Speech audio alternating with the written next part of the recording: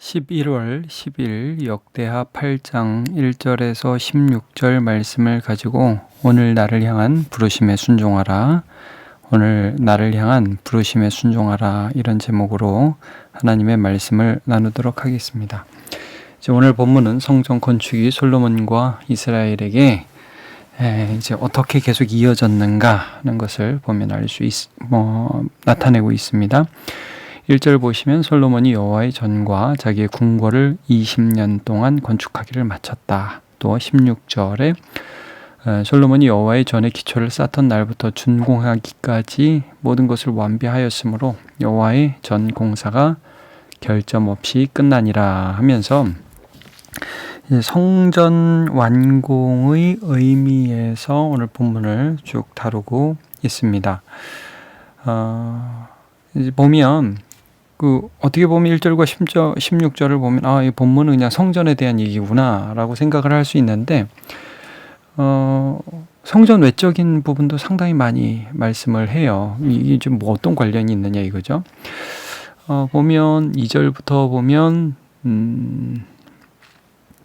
이제 성읍들을 건축한 얘기들, 이제 2절을 보면 후람이 이스라엘 북부에 있는 성읍들을 솔로몬에게 주었는데 거기에 이제 이스라엘 자손들이 이주하게 되고, 또 그 다음에 하마소바, 여기도 이스라엘 북부 지역입니다. 3절에 나오는 이 지역도 이제 솔로몬이 서서 점령하고, 그 다음 4절부터 보면요, 이제 국고성 건축이 나옵니다. 국고성, 그러니까 이제 나라의 재물들을 비축해 두는 곳. 워낙에 이제 이 다윗이 정복 사업을 많이 하고 그런 사업들 이후에 재물들이 많았기 때문에 이제 관리가 필요했던 거예요. 그래가지고 국고성들을 이제 건축하고 견고한 성읍을 건축하고, 그 다음에 6절 보세요. 그러면 이제 병거성과 마병의 성들, 그래서 이제 군사 정비를 좀 하는 장면이 나와 있잖아요. 그리고 이제 7절부터 보면 이런 성읍들을 어떻게 건축했느냐가 이제 나오는데,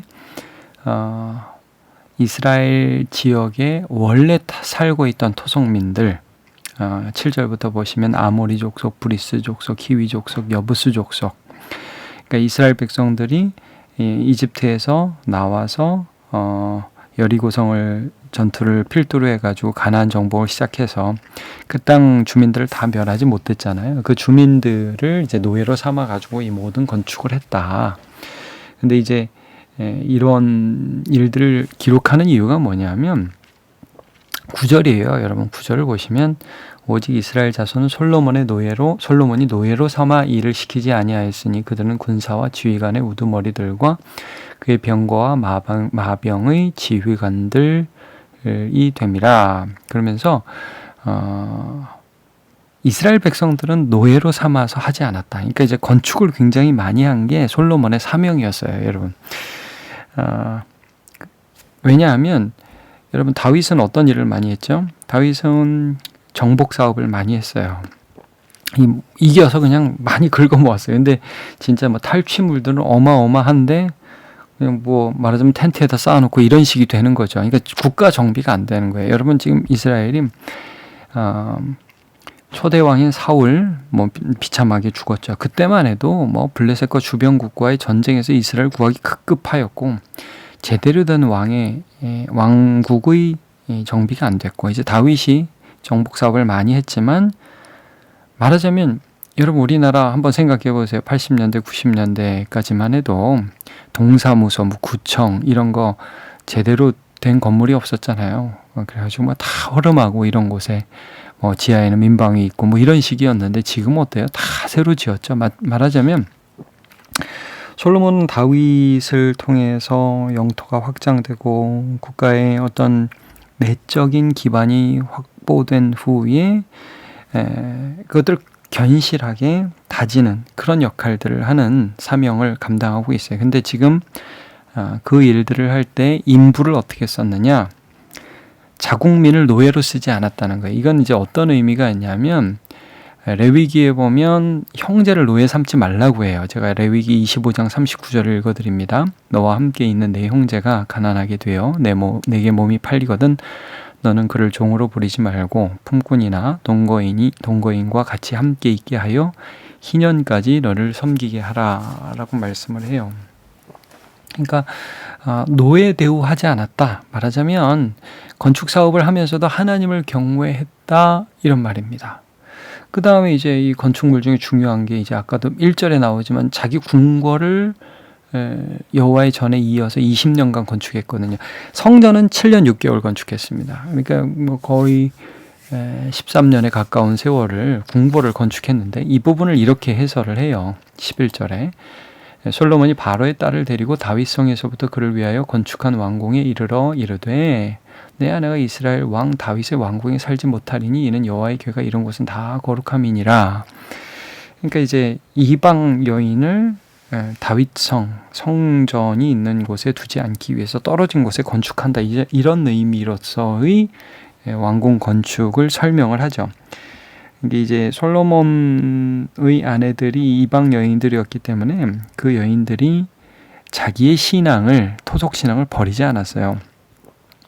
자기 신에게 제사했는데 솔로몬이 사실 그걸 허용했죠. 나중에 이게 문제가 되는데 오늘 이 성경에서는 그럼에도 불구하고 솔로몬이 그런 이방 여인을 성전에 가까이 두지 않는 취지로 왕국을 건축했다라는 의미로 이 부분을 말씀하고 있는 것입니다. 자, 그 다음에 이제 12절부터 나오는 게 뭐냐. 야, 이 건축 다 했으니까 다 됐다가 아니라 운영이 중요한 거예요. 운영. 그래서 12절부터 보면 번제를 드리는데 성전에서 계속 번제가 돌아가게 했다. 자, 매일의 일과대로 안식일과 초하루, 정한절기, 1년의 세절기, 무교절, 77절, 초막절.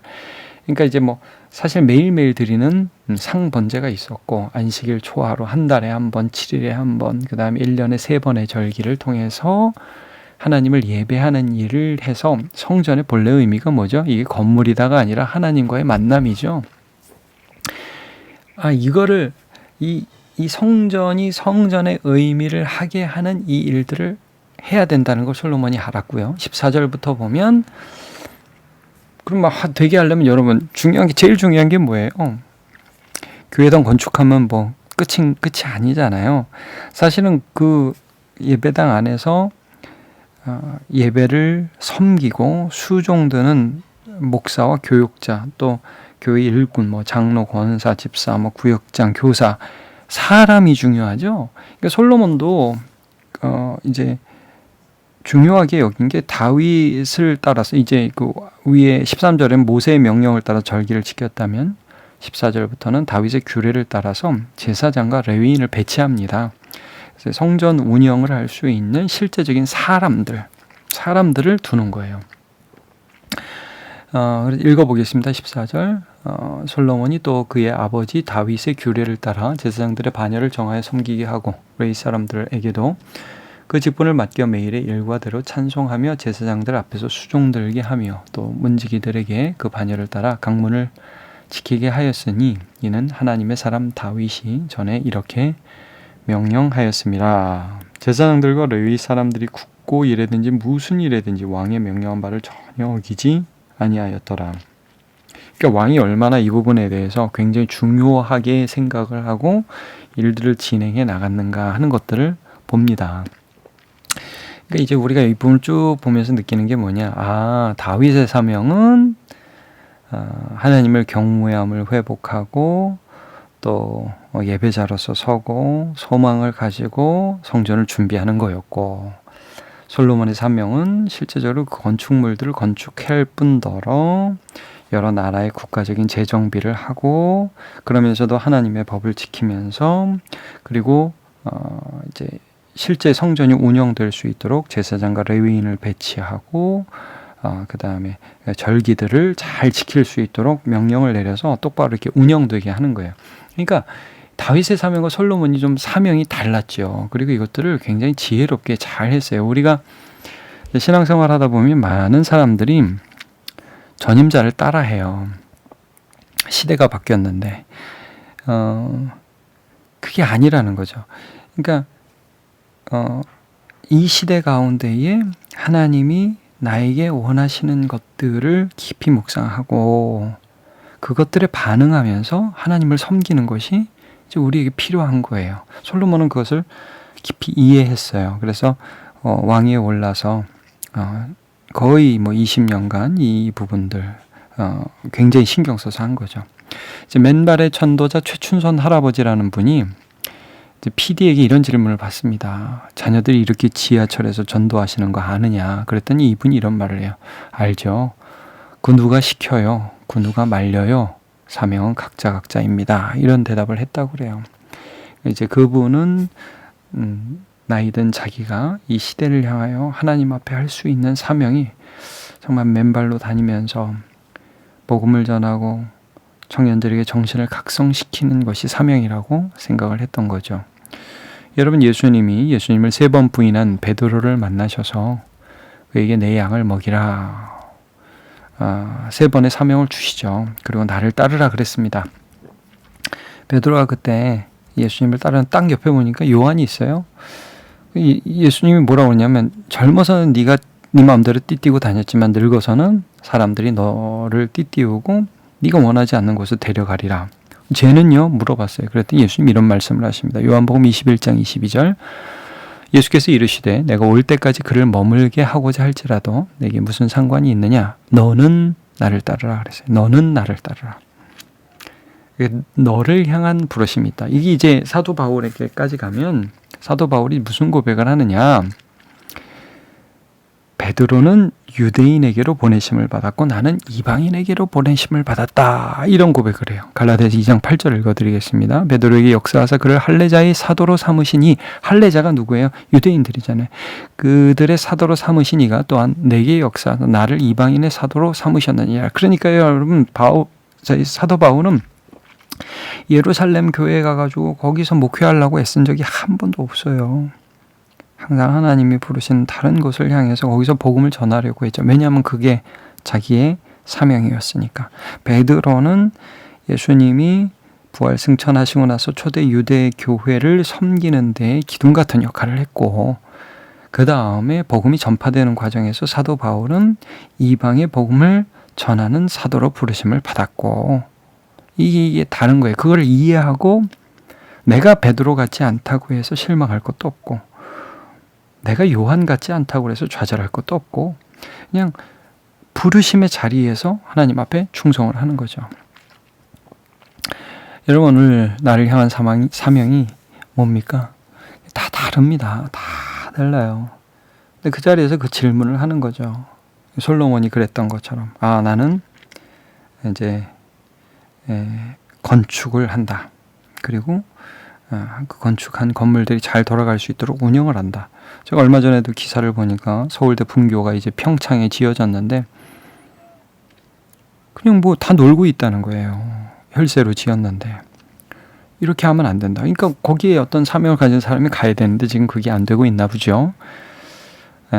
여러분, 이제 우리가 교회를 섬기는데 교회 건물을 짓는 것과 함께 또 이 교회를 통해서 하나님이 무엇을 원하시는지에 대한 생각과 사명을 가지고 살아가야 됩니다.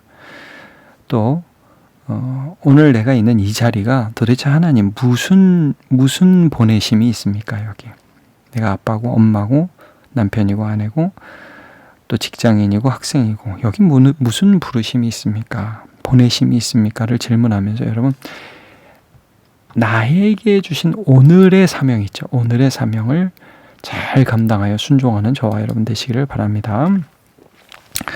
기도합니다. 하나님, 오늘 솔로몬을 통해서 하나님께서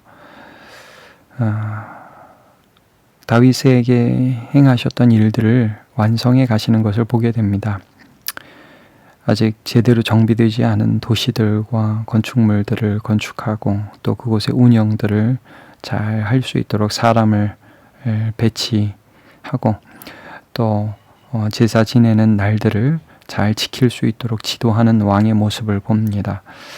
하나님, 오늘 우리가 해야 될 일들, 오늘 하나님이 나를 어디에 보내셨고 오늘 내가 해야 될 일이 무엇인지를 시대 속에서 분별하며 하나님 앞에 순종하는 자가 되게 해 주시옵소서. 아이들이 어릴 때, 또 사춘기 때, 청년이 될 때, 결혼할 때, 또 부부가 나이가 들면서 또 그 때마다 하나님의 뜻을 잘 분별하게 하시고 또 직장인들과 학생들도 자기를 향하신 하나님의 뜻을 잘 분별하여 그 시대에 주님께 순종하는 주의 백성으로 살게 주옵소서. 예수님의 이름으로 기도합니다. 아멘.